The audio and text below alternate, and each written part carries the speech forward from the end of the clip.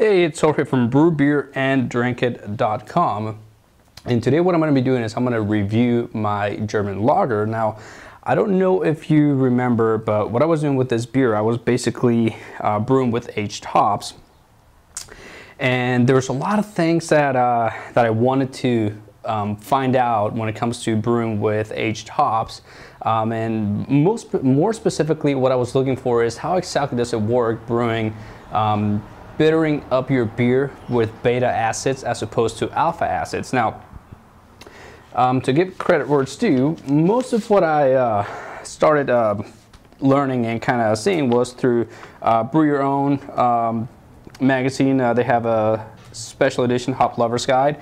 Now, on page 6, they talk about beta acids, and there was something that kind of caught my attention. Now, there's not a whole lot of information on this, but basically said the very last paragraph on page 6 says, in Germany, oxidized beta acid bitterness is preferable, and Japan is considered too harsh. So basically what it's telling me is that brewers in Germany do actually brew beers using beta acids, and one of the things that they mention here is that in hop with a 2-to-1 ratio of alpha to beta acids, the bittering potential may remain fairly constant. So anyways, there wasn't a whole lot of information as far as how to brew beer using beta acids and aging hops and all that kind of stuff. Whenever I looked for information, most of the stuff that I came across was usually for lambic brewing, and usually it said to just basically age hops for like 3 years, and all you really want is the antibacterial, preservative type of properties and stuff like that. So anyways, I wasn't exactly satisfied with all that information, and so I went and did a little bit of research on my own.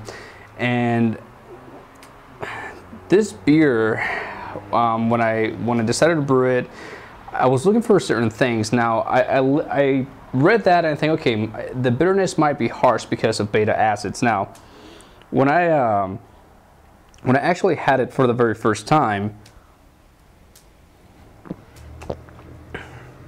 the taste that I get on this beer is pretty much what I was expecting to get as far as a German style lager, or even a Czech style Pilsner lager. Because in the end, really, how much does the beer really change when you're using nothing but Pilsner malt? You're using Pilsner malt, lager yeast, and then, well, your water. I used gypsum calcium chloride, but how much can you really do with the brewing process to get a different beer style? And if you've ever been to Europe, if you've ever been to Germany, if you've been to Czech Republic, there's something about the beers over there that is just different. And for the longest time, I thought that it was for Czech Pilsners, for example, I thought that it was Moravian malt, because we can't really get that as home brewers here, so I figured that may be something to do with it. But there was just something else that I could sense in this beers. And my latest trip back in September, October of last year, 2012, I paid a lot of attention to a lot of these beers, and I think that the main difference was the bitterness. And the bitterness from aged hops, I think, is what really is the trick in some of these German lagers or Czech style pilsners. It's just that it's not a harsh bitterness where you can't drink the beer, but it's just there's something subtly different about it that I think is what's giving the beer a really good hop bitterness profile. And like the magazine says here,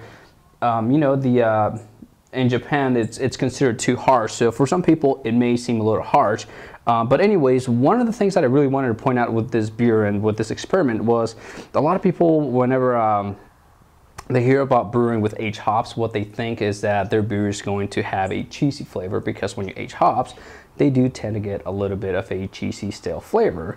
However, if you know how to choose the right hops, and by the way, if you do this, you should only do this with for the most part, noble hops, that kind of breed styles where the alpha acids are very low.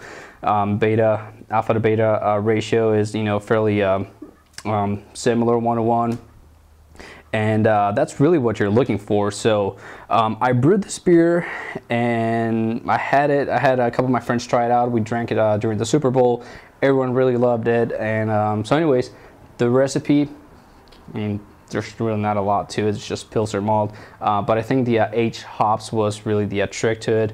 And now I don't have the math exactly right, but I think I only aged the hops for like 2 or 3 months. So it wasn't really that much, but you know, I'm still doing a lot more testing with H hops because I still haven't really figured out how does it translate as far as you know, how much beta acids you want to add to your beer as opposed to alpha acids. I don't think there's any brewing software that does those kind of calculations, and there really isn't a whole lot of information out there that I can find that I can rely on. So anyways, that's what I have for now. The beer is good, nice and clear, very easy to drink beer, and I really recommend, if you haven't tried brewing with H hops for a beer style like this, a German style lager, a Czech Pilsner type of beer, brew with H hops.